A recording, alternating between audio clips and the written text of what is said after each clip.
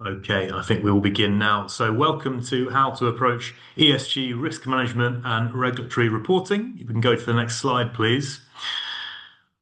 Fantastic. Okay, so good morning, everybody, and thank you so much for joining us today. I'm really pleased to introduce our contributor for this session, Neil Campbell. Neil is a director and head of ESG and sustainability at PurePath Advisory, and he brings over 30 years' experience leading finance and business transformation across blue chip financial services organizations. Over the past few years, he has focused extensively on the ESG agenda, helping organizations simplify what can often feel like quite a complex, fast moving space and supporting them to embed sustainability into their core business processes. He's also a member of the ICA EW Council and Ethics Committee, where he contributes to shaping thinking around regulation and reporting in this area. I think what's particularly valuable about Neil's approach is his focus on making ESG practical. So helping organisations not just to meet their reporting requirements, but actually to use this as an opportunity to build resilience and drive better decision making. Throughout Neil's presentation, please do add your questions in the Q&A box as you think of them, and then we will be ready for when the Q&A happens at the end. Okay, so without that, I'll hand over now to Neil. He's going to take us through how to approach ESG risk management and regulatory reporting. Thank you, Neil.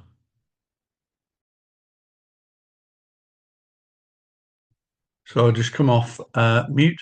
Thanks, Sam, for that introduction. Next slide, please. I'm starting with what I'm not going to talk about. There's a lot of talk about what is going wrong in the world, but I'm not going to talk about that. This is all about business. It is one or two of them I will touch on indirectly, but generally this is about business and business resilience. Next slide, please. What I am going to talk about is risk. This is a slide of the World Economic Forum, the guys who run Davos every year, their global risk report. They do this report every year, and they show a time horizon. There's about 1,000 to 2,000 CEOs globally who contribute to this, and what are their top risks over a 2-year and then a 10-year time horizon. And as you can see, that is over the next 2 years, there's all sorts of things going on in people's minds, societal, geoeconomic, but also, cyber inequality, but things like extreme weather and pollution you can see in there. If you push that forward to 10 years, it's very much about nature-based risks. The top three, especially extreme weather events, which would be the one that is probably key in people's minds. We're already building, we're still building properties in floodplains. The government estimate that 1 in 9 properties are now at high risk of flood. And by 2050, that's going to be up to 1 in 4. And if you think of the implications of that for businesses, but also things like drought and and farmers and the food industry, and how that spreads out across the economy. But this view is of global CEOs. So if the global economy is shifting this way, that means national economies and local economies. So it is coming, and it is led by the bigger companies, but they will want to see this throughout their supply chains.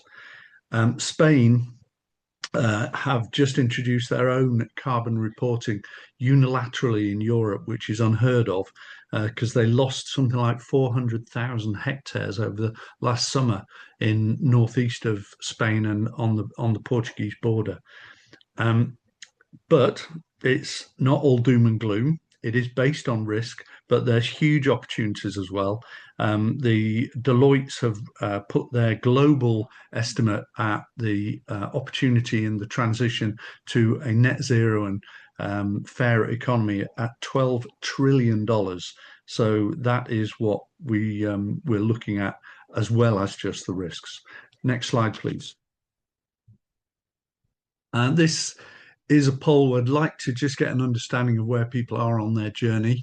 It goes from the organizations that are well on the path, fully integrated into operations, which is we'll touch on later about embedding, whether or not you've just started the automation of that, because that is how you get that to be let's make it simple, and or whether or not you've just started or not even started, because there are a lot of companies that are still struggling with this because there's a huge number of other priorities, and hopefully I'll make it plain throughout the course of the presentation as to just why this can be a benefit to your company and meet some of the issues that you're already facing. I think we're just going to leave this a minute until people have answered. Okay, let's have a look. We've got the majority are either just started or starting to automate the process. Got a good chunk, actually 17% are fully integrated. 39% are starting that automation process to embed it into the organization. Similar number have just started, and then just 4%, which is really encouraging, who haven't yet started. If you can close that. And next slide, please. I talked about risk. This is a view of the regulatory timeline. There's a lot on there. But you see far left, the second one down is TCFD. Now that's the basis of all the regulations that have come through, whether you're in Europe or the UK or even in America. It's based on 4 pillars, which I'll touch on later. But what it was intended was to bring into reporting investment grade data for investors to see what was within their portfolios. And that hasn't changed. It's a lot of it is about the movement of capital from carbon-based investments into more sustainable and longer term investments. You'll probably recognize some of the names. I've highlighted them. There's the there's Corporate Companies Act, Section 172, which is where a lot of this started. They've expanded that recently. You've got the SECR just under that.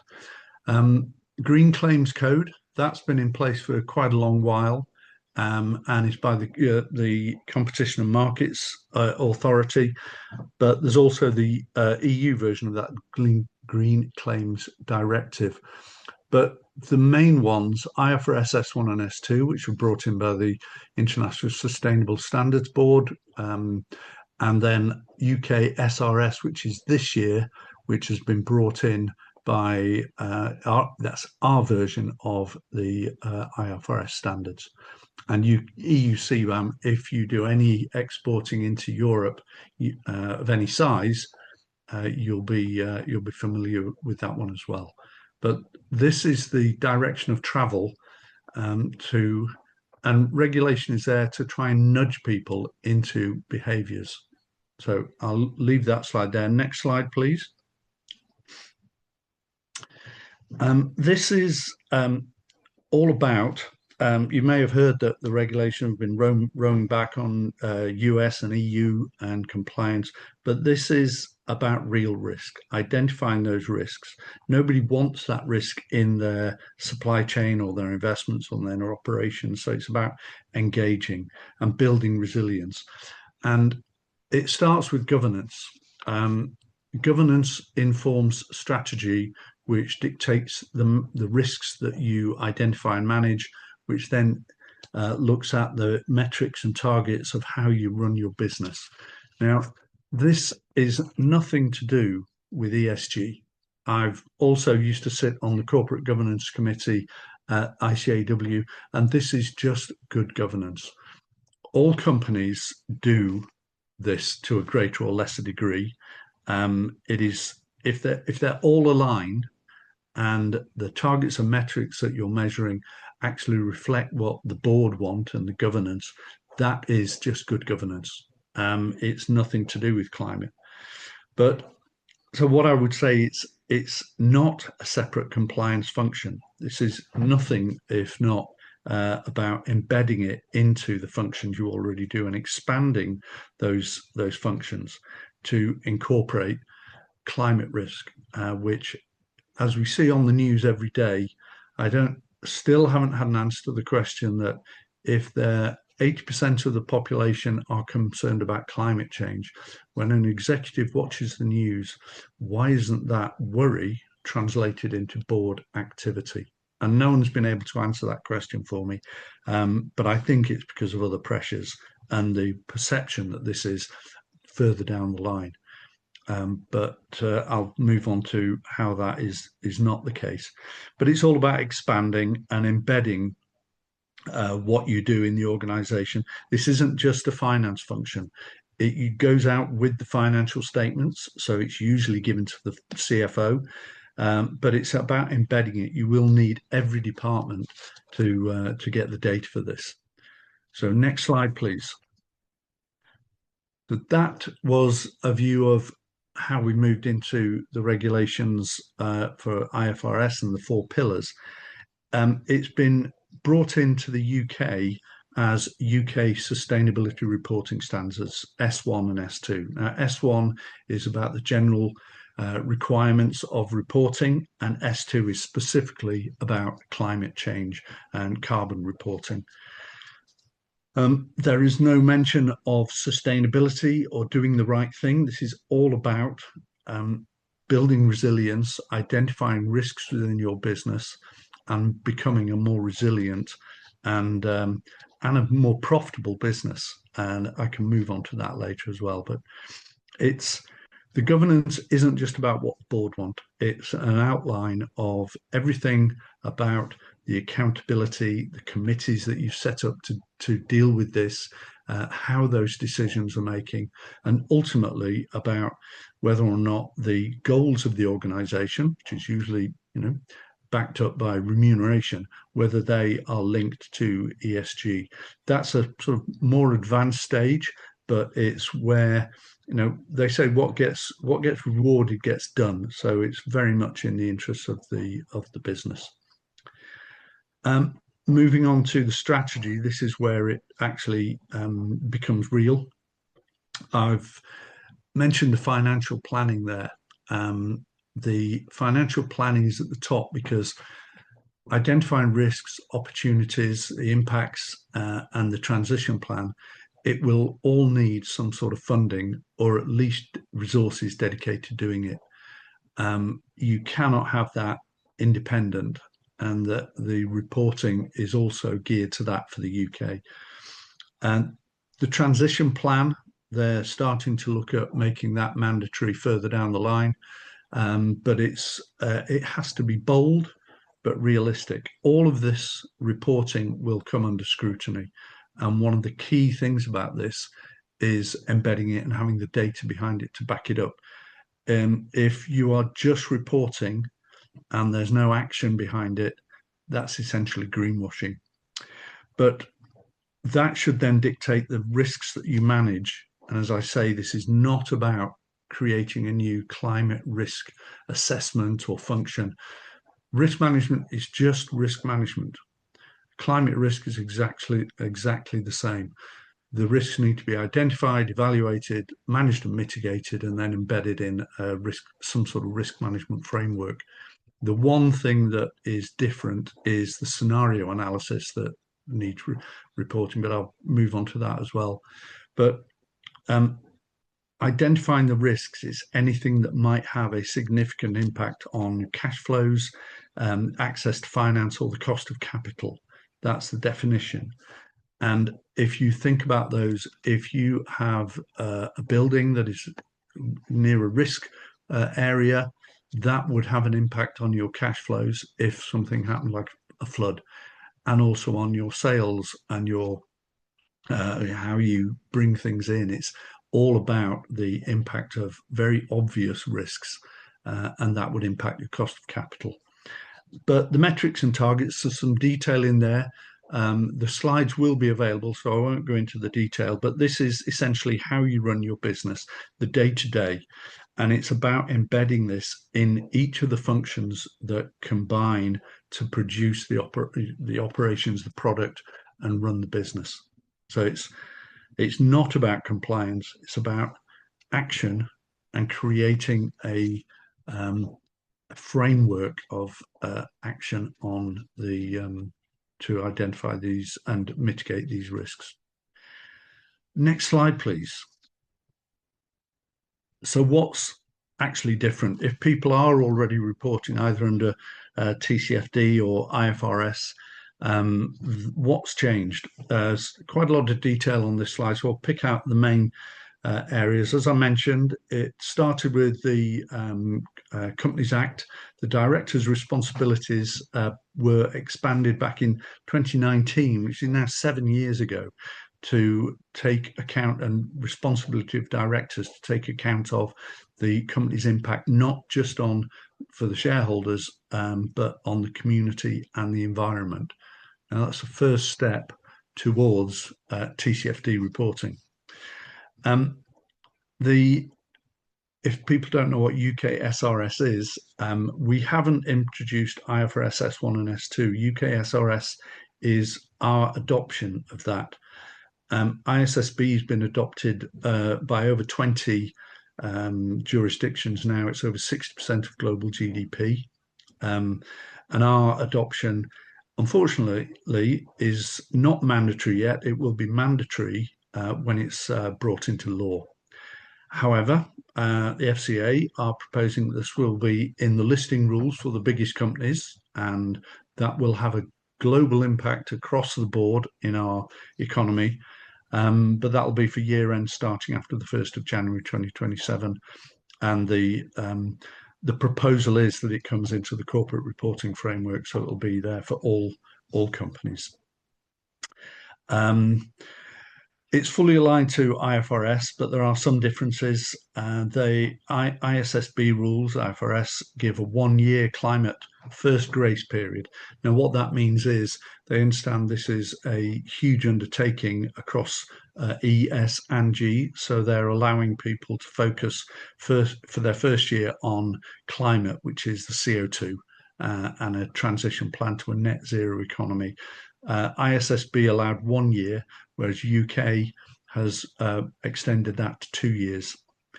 But what they have done, ISSB allowed separate disclosure. So they would say you get your financial statements out and then produce your sustainability and climate reporting. The UK recognises that that's not appropriate. What I said earlier about everything has a financial impact on the organisation. Taking these risks into account and mitigating them may include some sort of investment. Looking at the opportunities for things like moving to EVs or introducing new products for your customers might include some investment. So it has to be aligned. So they're saying that any sustainability or climate reporting has to be done at the same time. We are, as I mentioned, also consulting on transition plans, whether or not they should be brought in for larger companies. The one thing behind all of this is that this is not a compliance function. It is about taking action. And all compliance, all regulations have that basis. They're not there just to tell people the figures. They're there to nudge behaviours and make people take action to improve their figures. And this is no different. So it should be embedded. It should be actionable. And what they're trying to do with this is introduce something that's transparent enough for investors, as in the requirements, the initial requirements of TCFD, but also proportionate for investors. For the business to implement. Next slide, please. Well, I'm going to have a second poll. In this area, what are the main issues people are facing? You can read those there. They're data quality, data identification, supply chain engagement, or systems and automation. They're all absolutely key. A few years ago, I was talking to a guy from PwC, and he said the biggest issue they face with ESG is data and reporting. That was actually my light bulb moment when I thought, well, I've been doing transformation for 20 odd years, and it's all about data and reporting. data is always the biggest issue for any transformation project. So it wouldn't surprise me to see those significantly represented. And the results are, now supply chain engagement. Also, no surprise there. It's one of the biggest areas. The risk and your carbon will be in the supply chain. So that's a big area to focus on. But supply chain engagement is 39%. The data quality is 24%. Data identification, 18%. And similarly, systems and automation, 18%. And yeah, data quality, but supply chain engagement is also about getting their data. So that's no surprise. Okay, close the poll and next slide. Next slide, please. Yep. And this is why it's an issue. This is a pictorial view of the data flows. It shows from the micro entities through SMEs up to the large, and then across from competing supply lines and then into Europe. We have the regulations at the top. We're obviously SRS, and we are going to introduce UK CBAM, which is the Carbon Border Adjustment Mechanism. Anyone who's exporting into the EU should already be using that mechanism, and there are tools that can help automate that. I've been talking to someone this week about their tool, but the regs in Europe slightly different. CSRD. And they basically look at at the moment they're implementing them over a 5-year period, but CSRD has the double impact, which double materiality, which is just materiality, nothing different, but it's materiality to the incoming risks, which is what we're talking about, but also the risks and the impacts that the company has on the environment. So that's all double materiality is. So the large organizations are caught by the regs. They will require data, and that supply chain engagement is key. The SME market will be supplying the majority of that. And if you look down micro, I put no materiality. If an SME has 10 suppliers, the problem with this data is it's either cumulative or single point of failure. So nobody is immaterial. You only need one person to be contributing to modern slavery or deforestation, and that goes right the way up the tree. And you will get the negative press for not doing due diligence on your supply chain and getting that information. But in greenhouse gases, carbon, that is a cumulative figure. You have 10 micro-organizations together, their data is material. So even if you're a micro-organization, you will start to be asked about this data and supplying it up the chain. Then going across into Europe, the main difference will be that there's CBAM is operating now since 2024, and they will require product level carbon figures for anything over 50 tons that's going in. And it's at the moment on 5 or 6 areas, iron and steel, fertilizers, now then, the list escapes me, but electricity, hydrogen, and cement. Those are the areas, but that is going to expand, and we're introducing that into the UK. Unfortunately, it's not going to be the same system. The CBAM is a tariff, and you buy certificates to put against those, whereas the UK is going to operate more like a VAT tax, where you will pay annually to start with, but then quarterly as it gets more advanced. But the one thing I would say is, for any company, don't be reactive. We had a client, they were asked for SECR data. And I said, well, they wanted an SECR specialist. We were helping them with that. And I asked the question, well, why do you want this? Oh, well, a big customer wants it. Well, it turned out they had about 6 or 7 different big spreadsheets about data that individual customers had required of them. And that's a danger. One, you've got to keep that consistent. It's based on spreadsheets and it's totally unworkable. So the one thing is own it. But if you own it, it's for your organization. It's what's good for your organization, how you run your organization. So keep it simple, keep it relevant, and make it actionable. And those 4 things really are all you need to worry about this. It's all about data and reporting, but don't get bogged down in the data and the reporting. I know that sounds slightly contradictory, but it's about action. Next slide, please. What the regs and the data feeds give you is a much wider, a very expanded group of stakeholders. And you have the normal ones, shareholders and government and etc. But I've highlighted a few down the right-hand side. The benefits, if you have an engaged staff, they are much more productive. They are usually much less likely to leave. They feel valued. If you're using all the principles behind E, S, and G, and they will feel as though they belong to an organization with purpose. If you look at higher productivity, higher engagement, and less staff turnover, those are all bottom line benefits. Customers, the net zero census, which the government do every year, have identified that 2/3 of people who that have a net zero target experience an increase in revenues between 3 and 10%. Again, that's a bottom line benefit to a company. So where we're looking at cost of living, all of these are a really positive addition to a company's arsenal. But on the finance side is at the bottom right.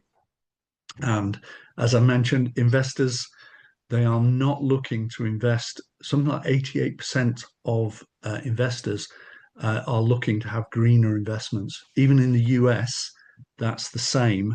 And in California, their laws have been put on hold, but they've had such demand from investors that they're reopening that investigation into their regulations. So it's investors are driving that movement of capital. But one which you probably wouldn't have thought of is your insurance. And this can be a killer. The insurance industry are starting to pull insurance in various risks like fire, flood, and as I mentioned earlier, it looks like there are 1 in 9 properties at risk. If an insurer pulls flood insurance, every mortgage has an insurance clause. Does that mean your mortgage comes under scrutiny and you lose your mortgage? If you lose your mortgage, can you afford to fund that property? If you lose that property, do you lose your business? Again, if you haven't got insurance, will Finance House finance your business or finance specific assets? And advisors, from my own perspective, ICAW auditors, if you've given a going concern qualification and haven't taken these risks into account and that company goes bust, what is the implications for your own reputation? So it's expanding the whole of the finance sector and their view on what's going on. And as someone put it really well, it said, weather used to be at the end, that piece at the end of the news. Now it is the news. So this is becoming more and more relevant to all organizations. Next slide, please. I won't go through this in detail because I'll leave it up there to read while I talk. But on the left-hand side, you can see the business reasons. I mentioned some of them: cost savings, engagement, and engagement with suppliers is huge, because it's not just a discussion about how can we get your product cheaper on a certain deadline. It's about addressing problems that you may be facing together in your industry.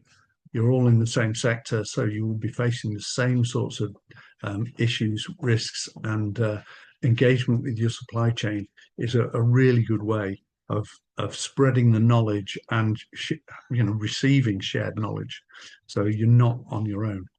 I mentioned the net zero census, but a friend of mine at KPMG mentioned that the green economy is growing 3 times faster than the rest of the economy. They've created 400,000 green jobs last year, and that's quite significant. It's not something you need to say, well, right, let's get green or let's get into that market. It's just about joining that viewpoint and looking at your own risks and engaging with companies in that area. On the right-hand side, the one I would point to is the second one down. This isn't no longer nice to have. It is becoming an expectation that people will be reporting their climate risks and building resilience because of that. It's no longer just about putting a report out. It's about engaging with the rest of the economy and going in the same direction. The risk of doing nothing is becoming irrelevant. And if you're not looking at this sort of information, one, there are already regs that you should be looking at. There are frameworks out there like the PPNO 621 for the government, that anyone dealing with the NHS has to have a plan. And if you're in that supply chain, you have to have a net zero target and a robust transition plan. And what that requires is data, KPIs. And they have to be relevant, verifiable, consistent, integrated, and automated. Fairly straightforward for any KPIs, but it means data and systems, and that enables action. And the last point there, without action, it's just greenwashing. Next slide, please. So what can you do about this? It's a transition. It's just another transformation program. One guy suggested to me it'll be the longest process improvement program you've ever undergone. But it starts with usually a baseline, usually carbon as well. So you can start to look at the data you have. You can do a quick, and I call it quick and dirty, view of your carbon emissions with a download from your P&L into a tool. The tool then calculates and it will give you your carbon figure. It will also give you your hotspots or spikes, which give you areas to look at. And that's where you can focus your efforts. But then that comes into, where do you want to get to? Vision and ownership is key. You shouldn't be reacting. Where do you want to get to? What's your clarity, your vision? And then going into the planning phase is about how you're going to do this, how you're making people accountable, which is part of the governance. And here you start to look at data and the data gaps. You always need to get actual data rather than estimates based on spend. So this is where you look at that. And it's where you would start to engage with people like Mobility Ways to get detailed data of mainly your hotspots, but eventually you move on to the other areas.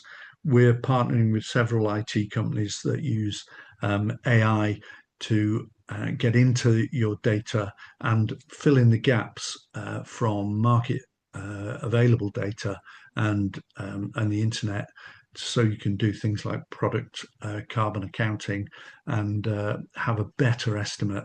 And they all need a good audit trail to the source of that data. But that source could be as simple as going from electricity spend to electricity bills, and that's the next phase. Identifying the stakeholders, producing a roadmap, and then the longer term view are the next steps in a transformation. But it's nothing new. It's not rocket science. This is about owning it and taking it on your normal journey for any transformation. Next slide, please. And just to put it into context, it's key that sustainability equals profitability. You can't have one without the other. They're so intrinsically linked as well now, as I've said, with the risks. But there are so many other pressures, efficiency, supply chain resilience, fuel security, tariffs, and cyber. It's all very uncertain. And this is about trying to get clarity and trying to get resilience. And it's not about investment and making a huge program. It's about using environment, social, and governance as underpinning the decisions you make for the organization. But all those decisions have to be for the benefit of the organization. And I will leave it there. I would reiterate, if you have any questions, please put them into the Q&A. But thank you for listening. And those are my details. The QR goes straight to our website. So if anybody wants a chat afterwards, I'm more than happy to chat. And now answer any questions. Sam. Thanks so much, Neil. That was fantastic. We're going to do the Q&A now, so please do stay with us. But I'm just going to do some advertising briefly for our next webinar, and that's for the Mobility Way Showcase, product tours and client success stories. It's on Thursday, the 26th of March, so please put that in your diary for it's at 11 until 12. There's also a link in the chat now, I think it is, so you can sign up to the webinar, and that's with Mark Hand, who's a director at Mobility Ways, as well as Millie Botting, who is a consultant commutologist here too. So that should be a really good session. Please do sign up. Without further ado, let's move on to the Q&A. So there are a couple of questions already, but I'm just going to actually ask one or two of my own, if you don't mind, Neil. It was a really thorough presentation, so lots of these will have been answered, but I think it'd be helpful just to reiterate a couple. The first one I've got is, for organizations that still see ESG reporting as a compliance exercise, what do you think is the biggest mindset sort of shift that they need to make? I think it is very much about mindset shift, and it's like the slide of the risk slide of the 2 year and 10 year. It's looking at a longer time horizon. Sustainability as a word has become linked to tree hugging and doing the right thing and watering. Sustainability means carrying something on for a longer period of time. And if you look at your organization and especially the supply chain, do you have risks in there that would, excuse me, stop you doing business? We heard from one of our partner organizations that we work with. They had a client who they got 90% of their product from Bangladesh. Now, I think they lost 40% of their country to floods. And they said, well, we were all right. We weren't caught by that. And their view and their approach was that they would wait until they couldn't get the product until they took action. Now, that's way, way too late. You should be starting to look at supply chains with a lens and think, right, where are the risks? Where are the vulnerabilities? More than talking about risk and opportunities is business talk, but where's your organization vulnerable? What would stop you doing business? And in the longer term, is there a factory on the coast? Or is in a low-lying area of Europe or the middle, Far East? Those are the sorts of longer-term thinking. And I've been asked this before, and it is a longer-term viewpoint. These are regs, but they're regs designed to nudge behaviours in a certain direction. Without action, it is just greenwashing. Okay, that's very interesting. I've got another couple of questions, but I'm just going to say, if you pop your question in the Q&A, if you leave your name, we can follow up with you afterwards and just see if you'd like Neil to then follow up directly and give a fuller response. He's going to give you an answer now, but he can also follow up with you directly as well if you leave your name. So I'd encourage you just to do that. And another question for myself then. So I'm thinking about if I was somebody from a company who's on the call now and they're just starting their ESG journey. What are the first 2 or 3 practical steps then that they should take? Yeah, and That's a great question. One, it's different for every organization because it depends on their priorities. But that's one of the things, trying to identify priorities. Um, Most people will start with carbon, and as I outlined earlier, that you can do a very a quick calculation. I won't go quick and dirty. Quick calculation you can and it can take us as little as 30 seconds. You download your P&L into a tool, it pops out a figure, and that's a starting point. And especially for an accountant, if you give them a figure and say, well, if you take these easy steps, you can improve that figure. It's like an itch they have to scratch. So give it to your CFO and say, here's a figure, we want to improve that.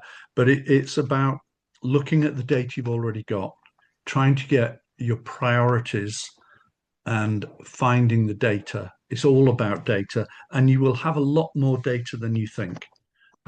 You will have your electricity bills, you'll have your water usage, or you can get it from your landlord if you're in a managed property. You will be able to get your transport data from the person who either does your travel or does your distribution. Logistics are really big on this now. They've been on this for a while because it's obviously a big carbon figure. So engaging with the supply chain, telling people communications is absolutely key. Internal comms, especially, tell people that you're starting on a journey. This is what you want, and get the ideas from your staff. They're the ones who know what's going wrong in the business, or not wrong, but areas. The one that I love is an organization that had a building with automatic windows that when it was too hot in the summer, they opened, and in the winter, they closed. And one guy just turned around and said, "Oh, we better move that toaster from under the window then," because it was open all year. And things like that, it's not rocket science. And that's funny, but there are things your business will know where seals are gone on a heater or a boiler or something. They know this stuff because they moan about it. Engage with your staff, engage with your supply chain. But initially, look at the data, I suppose.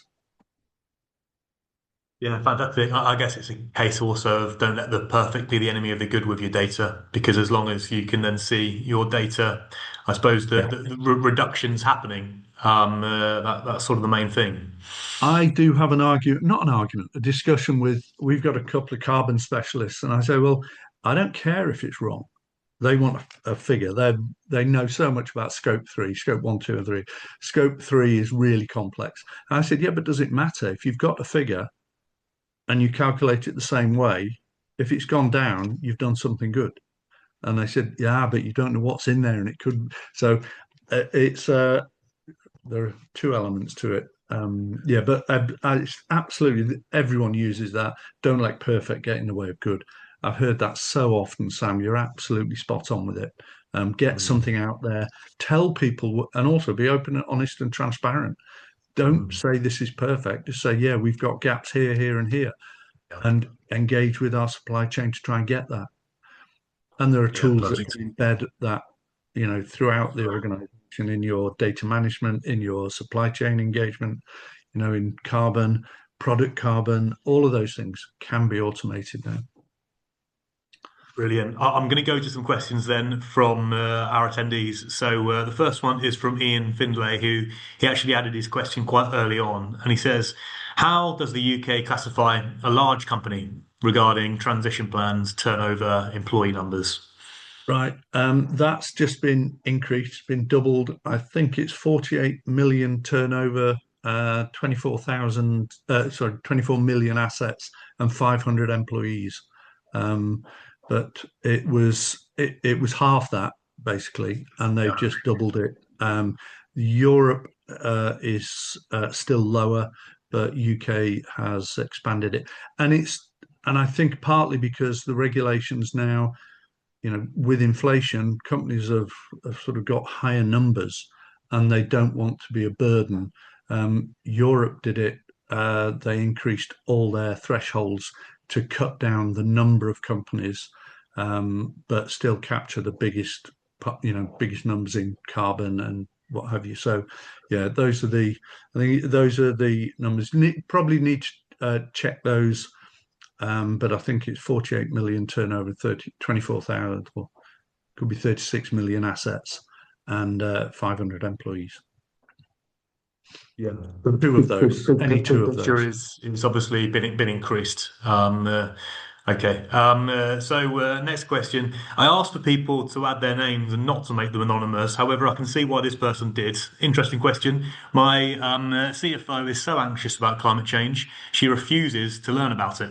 So when does a director become in breach of their duties in the face of the unsustainability issues? Um, if you have risks, um, what the Companies Act, Section 172, directors have to ask and act in the best interest of the company. If you have risks that are fairly obvious, if you're in a floodplain, if you are near fields that could, burn during the summer, um, if your supply chain is on a floodplain, any of those sorts of things, if you are have obvious risks and you're not considering those and trying to mitigate them, I would say you're probably in breach of Section 172.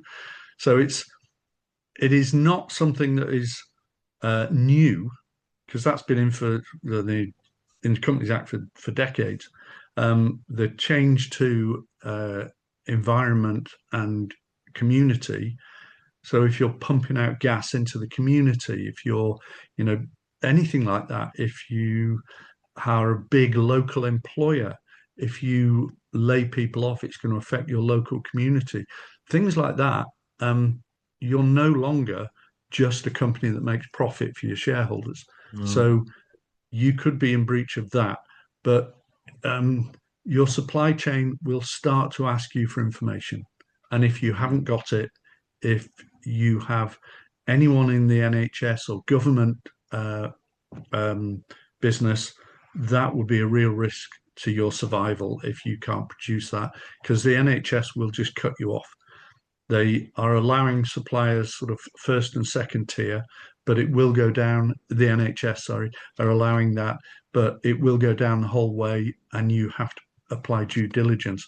If you're not doing that, um, and just your reputation, if you're using a factory in a country that is known for modern slavery, I mean, even southern Spain, they have that sort of thing going on, because of a lot of people coming over from Africa.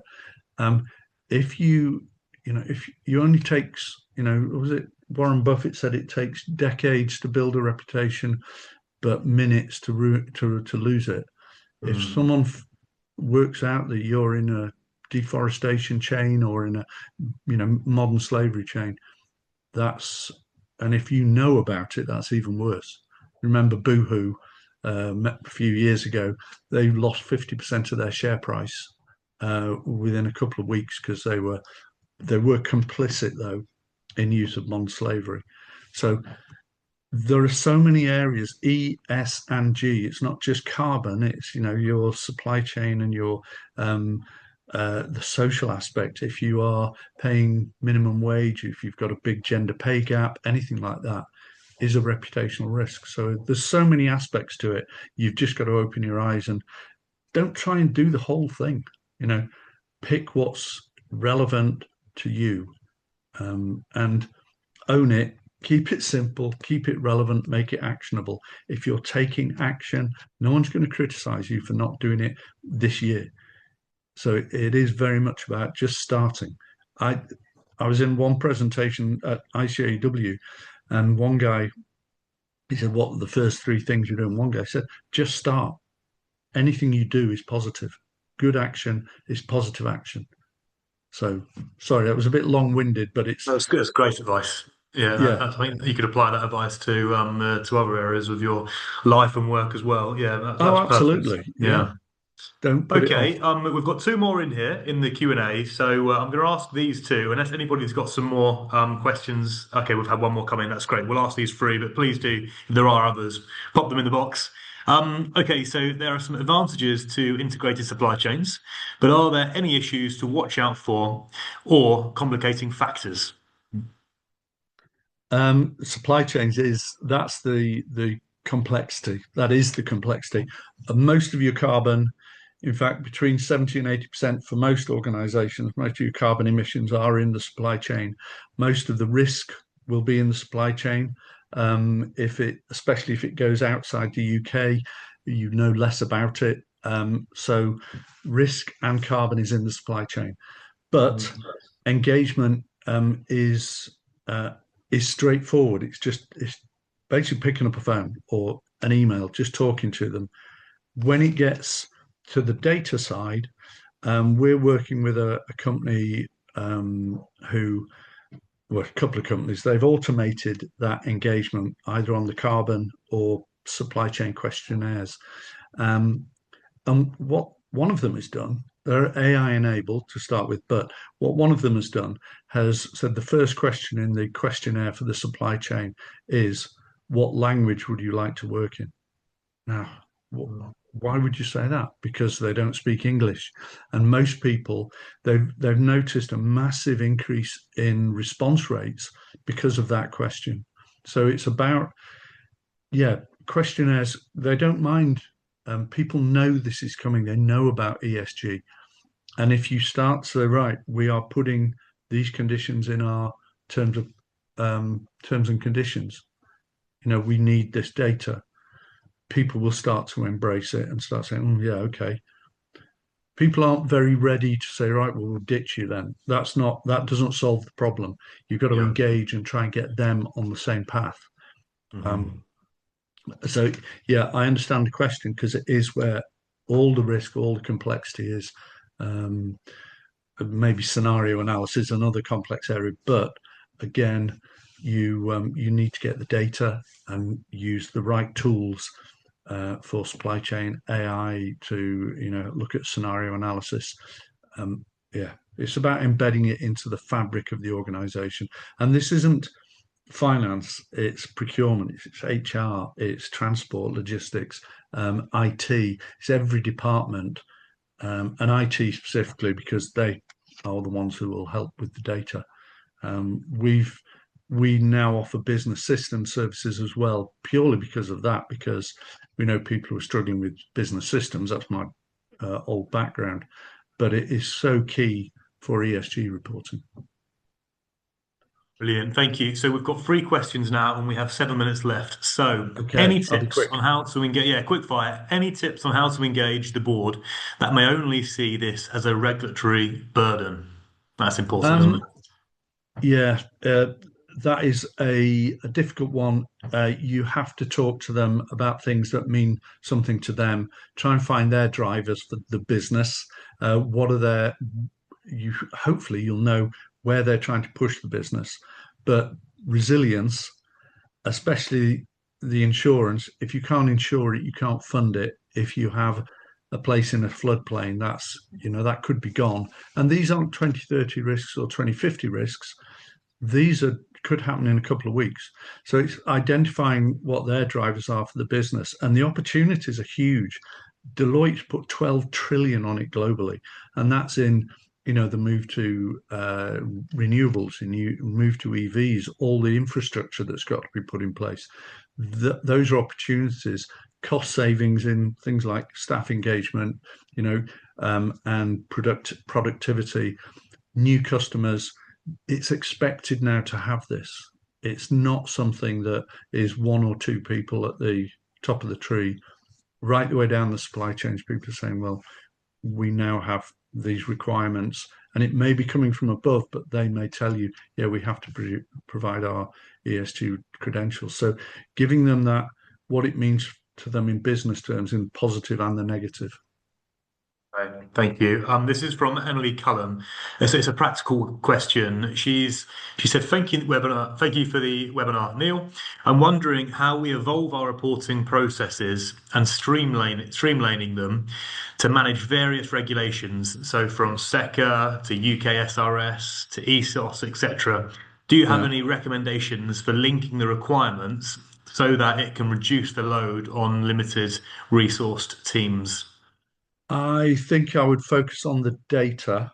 They all require similar data. I mean, ESOS and SECA require, kilowatt hours, whereas the IFRS and UK SRS require um, CO2 emissions, but one is Mhm. driven by the other. So if you have one, you can calculate the other. I think it's and even other areas look at the base data, and once you've identified the base data, um, try and get it in the best possible format. Try and make it available so that it's there for of any purpose. So your head count, male and female, pay, have those to hand. The energy bills, have them with kilowatt hours and spend and durations. Try and identify, you know, you can't see what's coming, but you can look at normalizing the data and making as much of it as possible available easily so you can get hold of it. There are companies, we work with a company, they do a sort of data management layer. And it's looking at your systems. How do they talk? How do they provide the data? How can you ingest it into some system? But it's very much on the data, and Mhm. making that available. Brilliant. Last one here. This is from an anonymous attendee. This is a good question actually that it might be worthwhile actually reaching out to Neil and having a chat about directly too. But I'll get him to have a stab at it now. So your role in ESG was created as a tick box for the company. So you're new to ESG. Where would you suggest, Neil, that this person starts? Any tips would help. Thank you very much. Um, Surprisingly, I read about that this morning. Most people in ESG are given responsibility for areas that they don't control. And they're also usually given it to do on the side of their desk with lots of other stuff to get on with. Mhm. Um, I think again, it's identifying the benefits and the risks to the people who matter. If they're doing this as a tick box exercise, I explain to them that it might be a tick box exercise to you, but if your figures don't change, it's greenwashing.